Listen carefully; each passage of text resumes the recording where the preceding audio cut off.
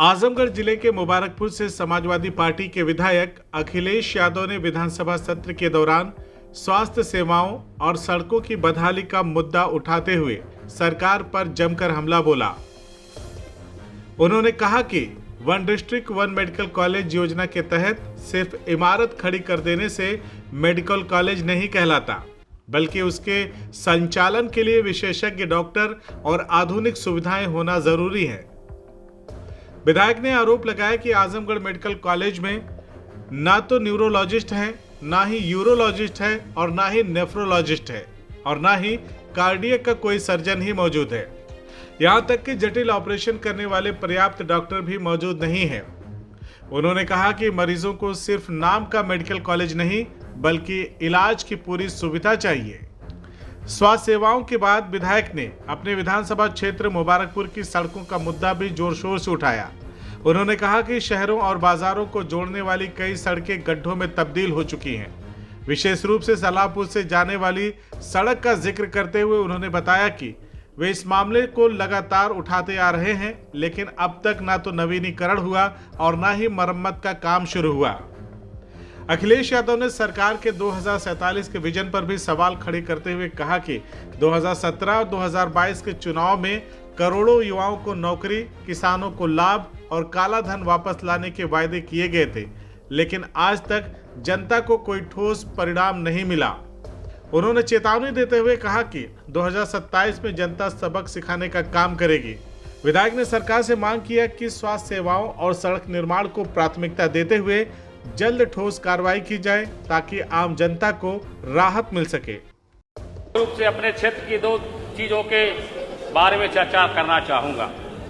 हमारे तमाम साथियों ने one district one medical college की बड़ी चर्चा किया। अधिष्ठाता महोदया, सिर्फ बिल्डिंग पर मेडिकल कॉलेज लिख देने से मेडिकल कॉलेज नहीं बन जाता है, बल्कि मेडिकल कॉलेज के लिए वो मेडिकल सुविधाएं भी आवश्यक हैं जो एक नागरिक के लिए, एक मरीज के लिए आवश्यक होती हैं। आजमगढ़ जैसे प्रतिष्ठित जनपद में आपके मेडिकल कॉलेज में न तो कोई नेफ्रोलॉजिस्ट है, न तो कोई यूरोलॉजिस्ट है, न तो कोई न्यूरोलॉजिस्ट है, न तो कोई कार्डियोलॉजिस्ट है, न तो वहाँ वेंटिलेटर चलाने वाला कोई ऑपरेटर है, न तो एक्सरे करने वाला कोई ऑपरेटर है। तो आखिरकार ये मेडिकल कॉलेज किस चीज के लिए है? अगर आपके 2047 के विजन में स्वास्थ्य सुविधाएं भी नागरिकों की हों, शामिल हों, एजेंडे में हों, तो निश्चित तौर पर मेरी बातों का ध्यान दीजिएगा।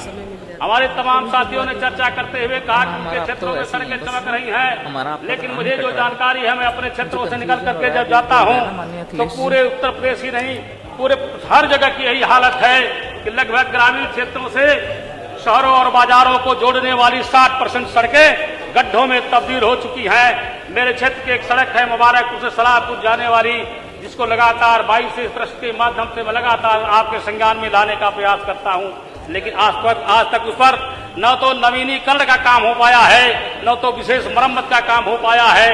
तो आपके विजन में अगर सड़कों को बनाने का भी मुद्दा हो तो निश्चित तौर पर मेरी बातों को आप शामिल करने का प्रयास करिएगा। महोदया, हालांकि मुझे ये जानकारी है कि आपके 2027 का यह विजन कोई ऐसा विजन नहीं है, यह वैसे ही है जैसे आपने इसके पहले भी तमाम 15 लाख रुपए लोगों के खाते में लाने के लिए 2 करोड़ नौजवानों को नौकरी देने के नाम पर और काला धन वापस लाने के नाम पर। धन्यवाद माननीय सदस्य, धन्यवाद, थैंक यू। लिख के दे दीजिएगा बाकी।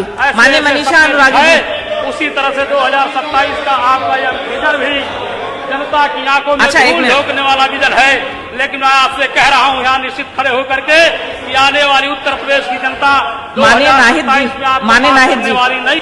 CIB इंडिया न्यूज की सभी खबरों को देखने के लिए लाल रंग की बटन को दबाकर चैनल को सब्सक्राइब जरूर करें, घंटी जरूर दबाएं ताकि हमारी सभी खबरों के नोटिफिकेशंस आप तक पहुंचते रहें।